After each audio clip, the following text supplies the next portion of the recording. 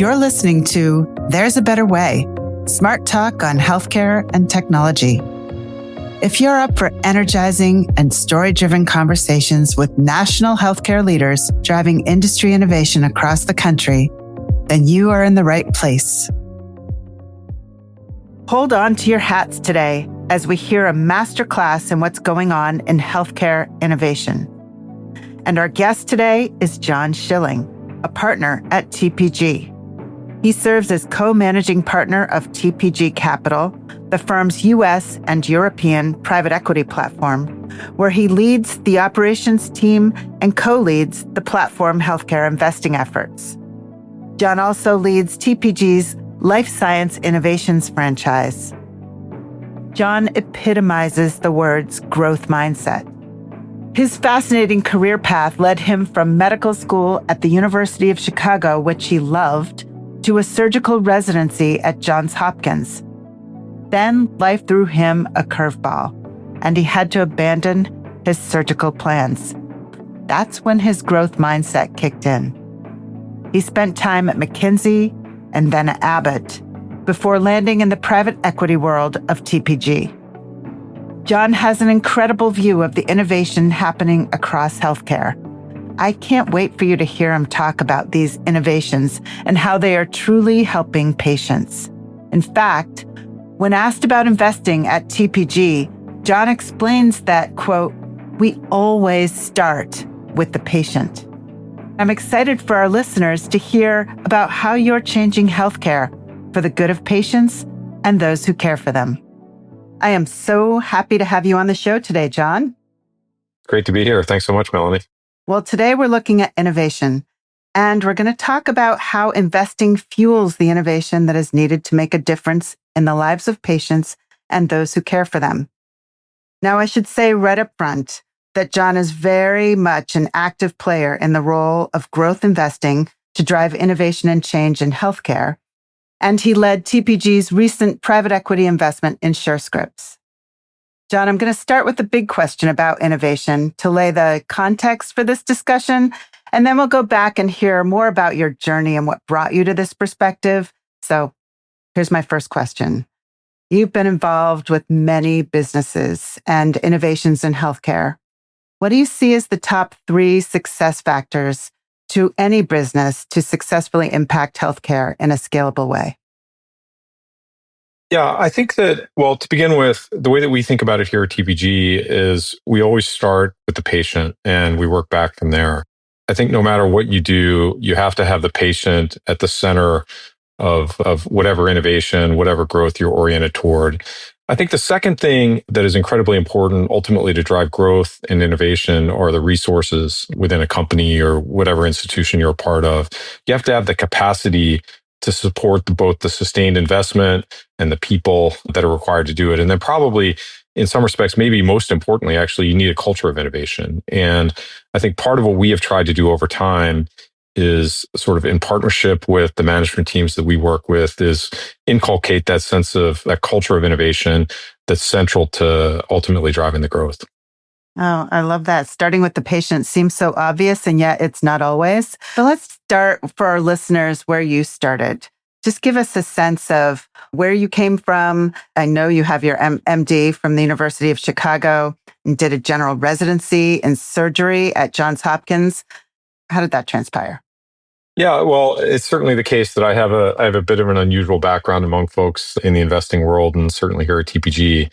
I did not have the intention, obviously, of heading in this direction. I started off with the desire to be in medicine, and as you alluded to, I was actually initially in engineering. I did biomedical engineering, and then subsequently went to medical school, which I absolutely loved. I went on from there to do residency in surgery, as you described, at Hopkins.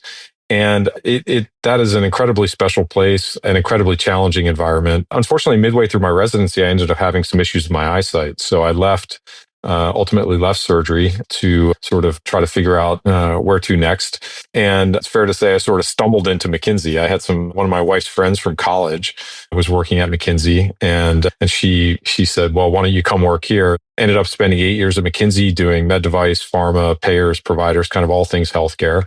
And my biggest client while I was there was Abbott Labs. So I got to know the leadership there well, and eventually left McKinsey to join Abbott to run sales and marketing for the US pharma business. At the time, that was about a $10 billion business. We had about 200 products across 13 different franchises, just an incredible company, an incredible team that built many, many leading products across multiple different areas, including Humira, which was our biggest product at the time. Actually, it turns out it's now the most successful drug in the history of the pharma industry. So I was there for several years, and then 14 going on 15 years ago came to TPG.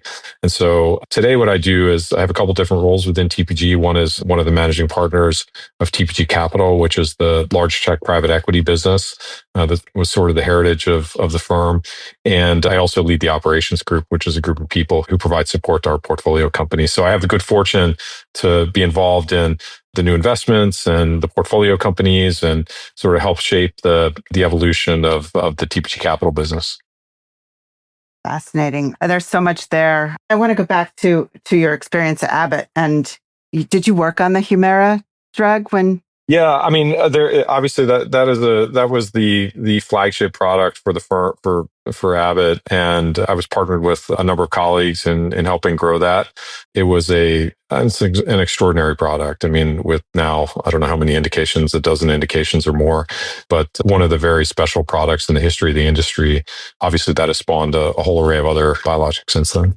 What are some of the challenges in bringing a product to market that you learned there? Well, I mean, so by the time I joined Abbott, actually, fortunately, Humira was actually on the market, but we had naturally invested in many, many products at the time. We probably, I would guess, had an R&D budget at that point of about $3 billion a year. It's grown pretty substantially since then. But what I would say is that the things that we constantly thought about when we were evaluating which new products to invest in, it always started with, go back to this first point I was making about the patient. It always started with the unmet medical needs. So what were the things in the market that were necessary ultimately to support the patients who had a meaningful need? And so the questions we always asked began there. Like, was there a meaningful need? How would the product that we were developing support that? Was it a meaningful breakthrough? That was always one of the key questions. And I mean, ultimately, whether you're developing a drug or a device or anything else, you have to have something that is a meaningful improvement relative to the current therapy. And so that was always the standard we applied there. And candidly, that's the same standard we apply here at TPG. One of the things I didn't mention that we're very actively involved in, we have a life sciences fund that one other partner and I lead that's strictly focused on, it's called Life Sciences Innovations, like true medical innovations, things that are that constitute breakthroughs in the treatment of cancer patients with immunologic diseases, certain rare diseases, select metabolic diseases. But the core thing that we're always looking at is, does it constitute a meaningful innovation, and will it materially affect the lives of the patients that we're treating? Oh, that's super interesting. So some of these drugs are truly miracle drugs. I mean, they're life-changing, life-saving drugs. So you actually are, the Life Sciences Innovation Fund is actually pinpointing specific innovations that need investment. Exactly. Yeah. So, I mean, we're investing in an array of companies. Probably the biggest cohort of companies are actually cancer therapies. And some of the most common therapies that we're investing in there today relate to things like what are called bispecific antibodies. So antibodies that can effectively target two things at the same time. And without getting into all the specifics, that can have a very profound effect on certain cancer patients. They've been incredibly effective in the early applications. We're doing things with different immunologic therapies. We've made one of my favorite investments in the history of my time at TPG was a company called AskBio, which is a gene therapy company. But these are therapies that are just massively affecting the lives of patients. I mean, in the case of using AskBio as an example, they had initially developed therapies for diseases like Duchenne's muscular dystrophy, where you were taking young boys who were struggling to walk upstairs and you give them a single shot, and a month later they can run up the stairs. We're treating now today Parkinson's disease patients and congestive heart failure patients in ways that none of us thought were even possible 10 or 15 years ago. That is truly putting the patient first. So let's just talk then a bit more about TPG. And I know the focus is global, but your primary focus seems to be on American healthcare. What about American healthcare excites or interests you, or maybe surprises you? Well, I guess to start with, the sheer scale of the U.S. healthcare system is pretty notable. In fact, the U.S. healthcare system is over 4 trillion today. In fact, it's bigger, I think, than every single country other than China in terms of GDP. And so it's just a massive, massive system. I suspect if you ask different people that are engaged in the healthcare system about how much waste exists in the system, I suspect you would get pretty divergent answers. But what I would tell you is my own answer to that is about 50% of what we do is pure waste. And so it's incredibly important, I think, to really zero in on that and look for opportunities to wring that waste out. And the beauty of the seat that all of us at TPG are in today, and in partnership, obviously, with the SureScripts team, is that if you're able to wring that waste out and you're able to improve the quality of care at the same time, just extraordinary things happen. What we're really focused on are looking for ways to create alignment between the physicians, the patients, the payers, everybody in the ecosystem. When you do that well, what you end up seeing is the improved quality of care at a much lower cost. And so that is, if I were to say, what's the common thread across all of our investments? It's that. It's driving better outcomes at a lower cost. That certainly is right there, aligned with our purpose here at SureScripts. We did a little research and saw a LinkedIn post from you last year where you talked about the benefits actually of putting the physician at the center of decision making. And that really resonated with me. So where do you see successes in putting the physician at the center of decision making? Yeah, it's a very good question. I mean, ultimately, I guess there are basically three parties who can make judgments about a patient's care. Obviously, the patient themselves is central to that, the physician or the payer. And the challenge, of course, is that if you think about the three different parties, the patients often don't have either the independence or the insight to be able to make, I think, really informed judgments about their own care. They need to do that in part with the physician, but it's difficult for them to do that independently. The payers, on the other hand, are too remote, right? I mean, they have data, they can see trends across populations, but it's very difficult. And I think very few patients, if any, would want the payers to be making direct medical judgments on their behalf. And so really that leaves the doctor, because not only do they have this incredibly special relationship, I mean, there really is nothing like that. So they're ceding a lot of that influence and authority and trust to the physician. And so they're in a great position to make that judgment because obviously they know the patient's needs, they know the medicine, and they can make an informed decision. Now, what's happened, I think, unfortunately, in the US healthcare system, and part of the issue, one of the things that has driven so much of the waste in the US healthcare system is that there are perverse incentives that have, in many situations, actually driven sort of overutilization and excessive care. And so a big part of what we're trying to do and constantly thinking about is how do we, again, align those incentives between the patient, the physician, and the payer, get them all aligned. Because what we see ultimately is when those interests are aligned and when the physician has the data, when they have the resources and the capabilities to make informed judgments in that way, when they play the role effectively as the quarterback of the patient's care, they do extremely well. You see that quality go up, you see the costs go down. Right. I mean, healthcare is all about relationships, right? What do you see as major priorities in the work still to be done in this area? Well, if you look across the overall US healthcare system, the overwhelming majority of care that's provided today is still on a fee-for-service basis. And so going back to this point about misaligned incentives, unfortunately, the incentive to drive care, and in many cases actually to drive high cost care, still exists. And so I think a big part of what we would like to see over time is a greater alignment more broadly. Now, that takes a lot of work to get there, because in order to drive that alignment, part of what you need is you need to have physicians who are directly exposed to the outcomes of those patients, where they have something more than an emotional tie to the patients. They need an economic tie to those patients and the outcomes of those patients as a pool. And they also need the capabilities and resources that are necessary to successfully execute that. And the reality is that there are relatively few practices today where that's true. Now, that's growing steadily over time. And there are programs like Medicare Advantage that I think have successfully aligned those interests. And there are systems like Kaiser or Intermountain Health or a number of others. But we need more of that over time. And a big part of what we've tried to orient around, we had an investment actually several years ago in a practice called Kelsey Sewell down in Houston that did exactly that. And in that case, what was really special was that, in fact, they had a dedicated Medicare Advantage plan. They were able to deliver incredibly high quality care at a very low cost. In fact, if you look at their plan, so there were about, at the time we invested, this was 2019, there were about 720 Medicare Advantage plans in the United States at that time.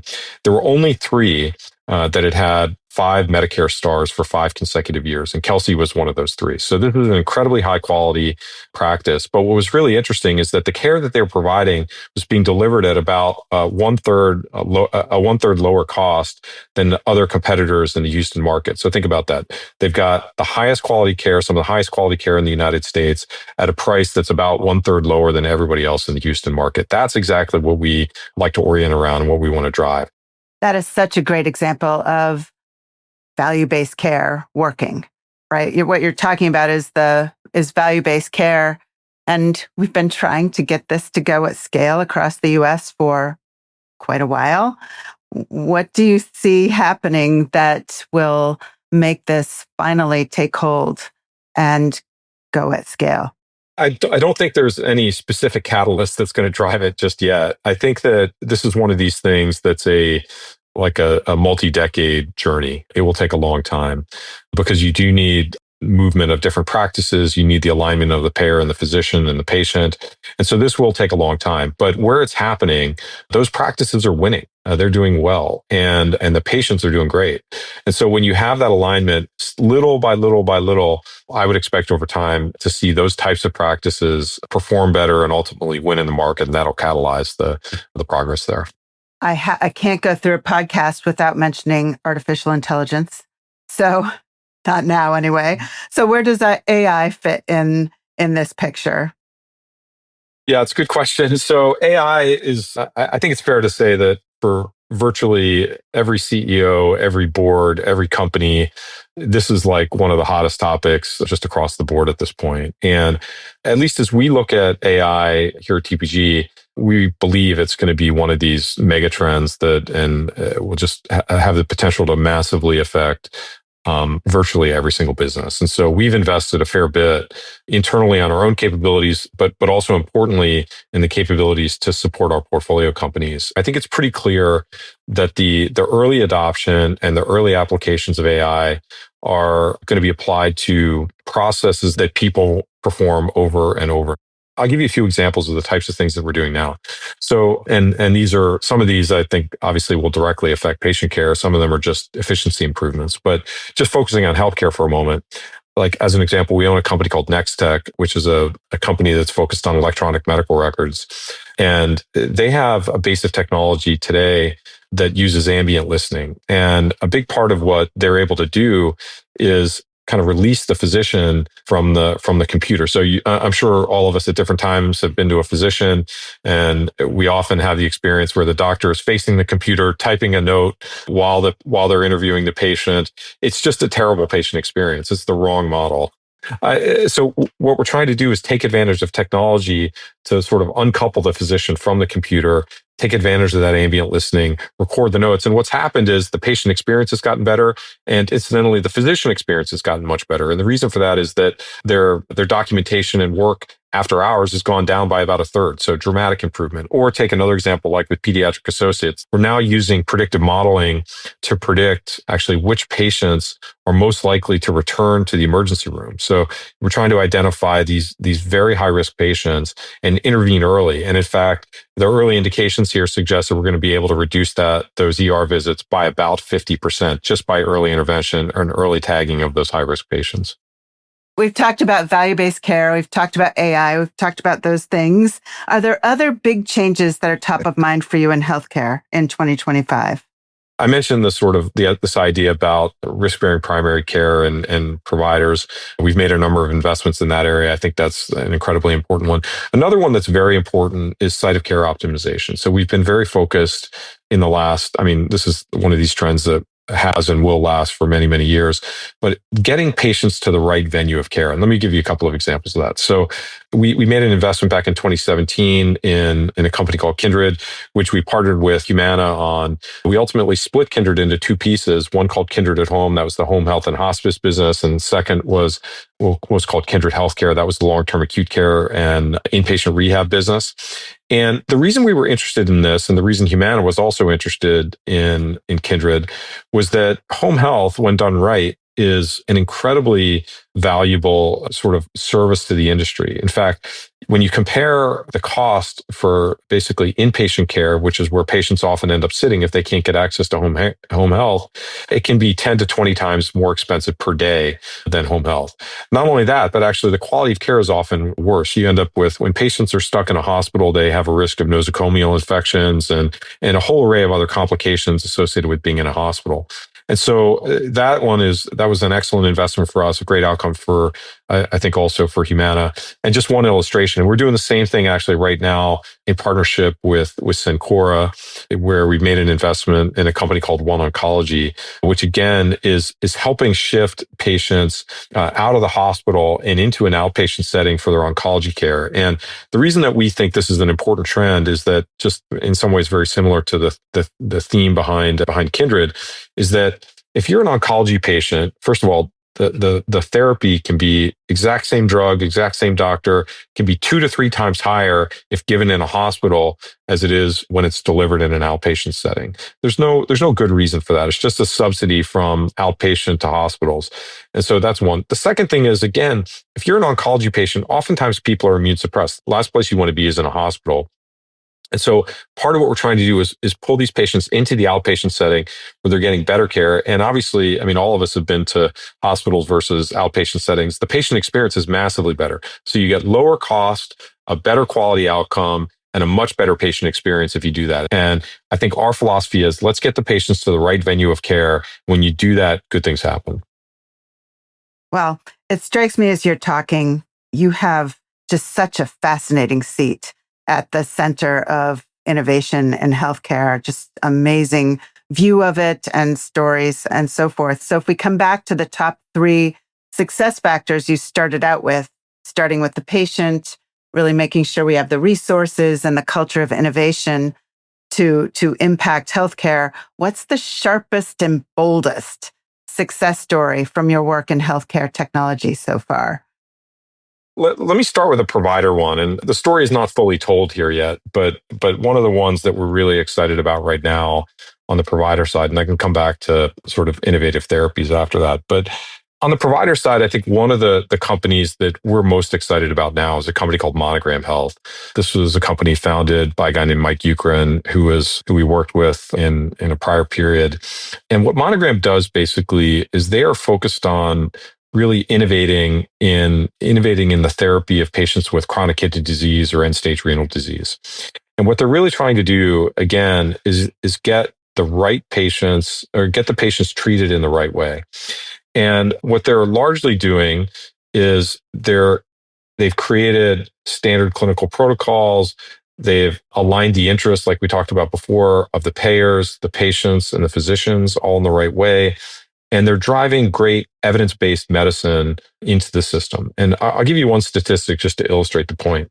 When a patient is diagnosed initially with chronic kidney disease, and specifically end-stage renal disease, when they're initially brought into therapy, the 3-month mortality rate is about 8%. Think about that. So you have an 8% risk of death in the first 3 months. We're able to reduce that mortality rate from about 8% to approximately 1% today. So just an absolutely dramatic reduction in the risk of mortality in the first 3 months of therapy. So that's one illustration, I think, in terms of innovation. It's a fundamentally different model. It's fundamentally orienting toward the appropriate clinical care. It's getting rid of, by the way, all the incentives to drive people toward dialysis, which in many cases is not the appropriate therapy. And it's biasing them toward the evidence-based therapy.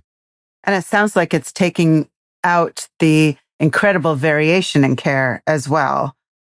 Absolutely. By standardizing protocols, right? Exactly. So you have more standardized therapies, evidence-based protocols, elimination of the economic incentives to tilt people toward, frankly, the wrong therapies in certain cases. I mean, as you were telling the story, I thought, well, why doesn't everybody do that? And so that makes sense. People are taking it up at an incredibly fast rate. And I think you were going to talk about innovative therapies, another example. We have, I think, largely through our life sciences team, we've made investments in a whole array of really interesting therapies. I alluded to AskBio earlier. That I think is an incredibly special company. And the reason that I say that is that at AskBio, both historically when we owned the company and now today with under Bear's leadership, they're treating patients that really had no hope. And they were taking patients who, in many cases, with relatively rare diseases, some now more common diseases, but in many situations, patients with rare diseases who had no possibility of a normal life, and treating them with gene therapies effectively that replace defective genes. And in very, very short order, you can see an absolutely profound effect. It's still relatively early in the history of these treatments, but I think the opportunities are tremendous. The other area, like I alluded to, is cancer care. Actually, one of the companies that we recently took public, a company called Bicara, is basically using bispecific antibodies for the treatment of head and neck cancers. And what I will tell you is that, I mean, some of the data are still early, but the early indications are that we are seeing dramatic improvements in both the overall response rate and basically the reduction in mortality in these patients. And so what we're taking in that case are these highly innovative bispecific antibodies and treating a disease, in this case, metastatic head and neck cancers that are incredibly difficult to treat and seeing dramatic improvements in clinical outcomes. Those are the types of things I think that we're really excited about, and I think we'll see more of in the time ahead. I mean, this is the way that we think about it internally, is that from a scientific standpoint, this I think is going to be viewed in retrospect as one of the golden ages of our pharmaceuticals, because there are incredible innovations that have occurred in gene therapy and cell therapy and molecular biology that have opened up the possibility to develop an array of new therapies that just weren't, conceivable even, like I was saying before, 10 or 15 years ago. And so a big part of what we're trying to invest behind are companies that are developing those therapies for patients who, again, have very material unmet medical needs. So let's turn to technology and data and analytics for now. With the rise of telehealth, EHRs, electronic health records, data and analytics, what is next in healthcare IT and data and analytics, and what makes you excited about this area? So I think the first wave of impact here, we talked a little bit about AI. I mean, there are huge opportunities even before you get there, just to modernize the way that we manage the basics, the processes, the systems within any practice or corporation in the healthcare space. And so, I mean, if you just take a look at the industry as a whole, our spending in IT among healthcare companies is dramatically lower than what you see in banking and consumer. So the first thing that we need to do is just modernize. And obviously that's happening with electronic medical records. That's a big focus. I mean, we've invested, as I alluded to, behind companies like Nextech. And then most recently, as Melanie, with SureScripts. I mean, the early mission of the company was to allow for and to build effectively electronic prescribing, which is now ubiquitous. I mean, the overwhelming, almost all scripts at this point are written electronically. And again, the cost goes down massively. The quality is assured. You don't have difficulty reading physicians' handwriting. When they're just basic things that now work with electronic prescribing, and those same principles can be applied really across the entire industry. So it's, I guess I would say it's a target-rich environment. I mean, there's almost no area that you look in where you can't find, I think, interesting areas to innovate and to bring technology to bear in healthcare. Let's talk about trust in healthcare. I know a profile of your colleague, Catherine Wood. She talks about trust as underpinning the partnership culture at TPG. We emphasize trust as a key component of really orchestrating a health intelligence network. So what's your take on on trust in healthcare investments? I mean, for us, I think it's probably not surprising for me to say that sort of underpins everything that we do in healthcare. There's no more important principle than one of trust. It actually starts even before any patient meets any doctor. It's about the institution and the institution of medicine And the nature of, I think, as an institution, how people appreciate and understand and have grown to trust that people are going to do things in their interest. And we have that same philosophy in when we approach any new investment or any partnership, because we view this as a multi-shot game. It's not a one-shot game. What we're trying to do is be a great partner to all the companies that we work with, but also, as I mentioned, to the people more broadly in the ecosystem. And we work not only in our interests, but we have their interest at heart at the same time. And when you do that, that creates, with this repeated game, many opportunities over time. Yeah. This is just heartwarming. You start with the patient and you base everything in healthcare on trust. So now it's time for one of my favorite parts of the podcast. It's when we look at the world through truly rose-colored glasses and we leave with inspiration. If you could snap your fingers and have one major issue in healthcare solved overnight, what would it be? That's a good question.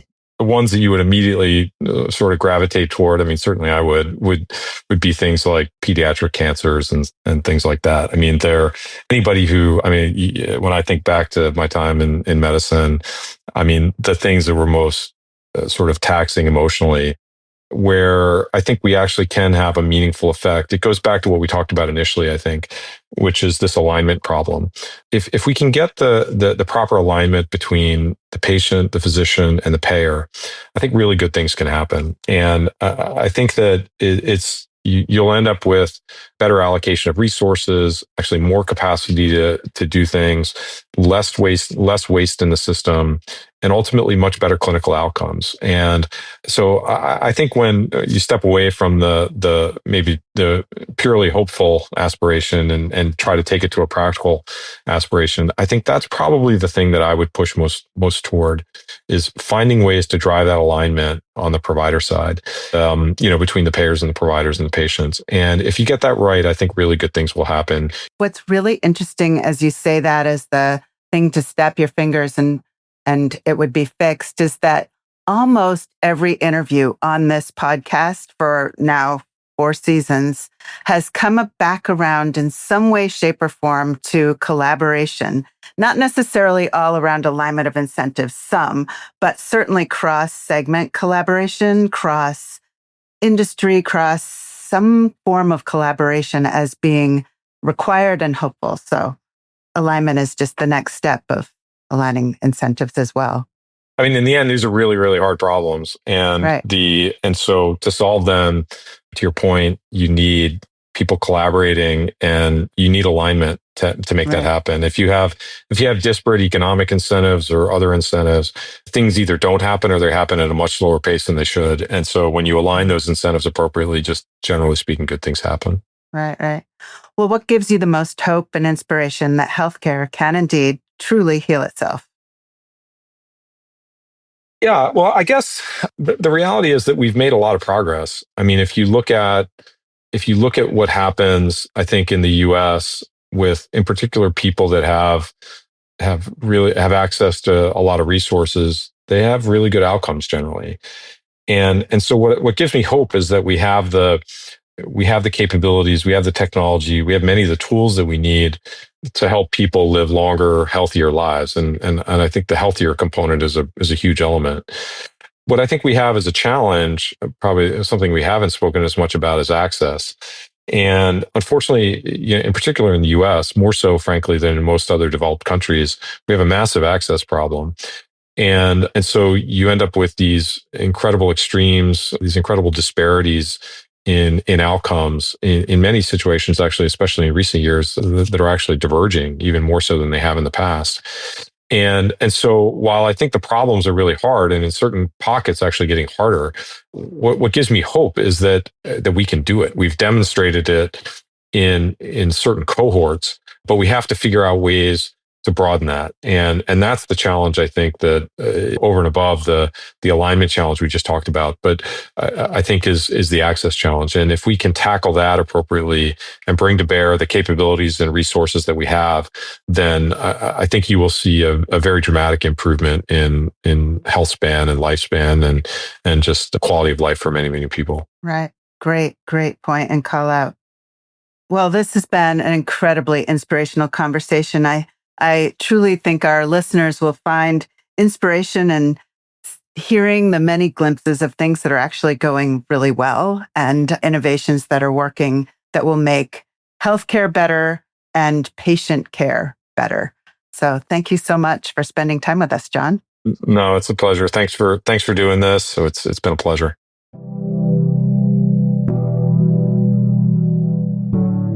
How can we innovate in healthcare? Wait a minute. That's not exactly the question I want to ask.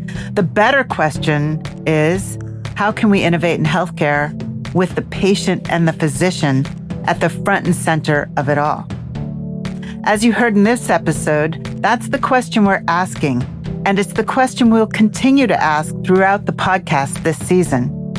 It's about innovation, yes, but innovation for the good of patients and those who care for them. As for our guest, John's answer to how we innovate comes down to collaboration. In his work as an investor, John is always looking for opportunities to build enduring partnerships in healthcare. And that takes trust, which, as he says, underpins everything we do. But that's not all. How we innovate comes down to alignment between the patient, physician, and payer. Not only will alignment help allocate resources and cut waste, but it will most importantly help improve clinical outcomes. These are really hard problems, John says. To solve them, you need people collaborating, and you need alignment to make that happen.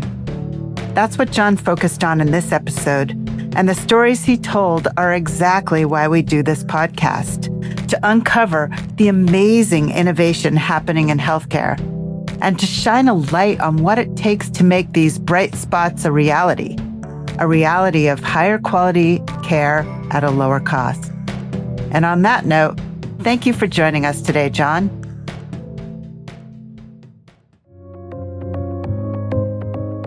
Thank you for listening in today. If you've enjoyed this podcast, please rate, subscribe, and review. There's a better way. Smart talk on healthcare and technology. With your help, we'll be able to continue to bring great conversations to the fore and to the wider listening public. Thank you.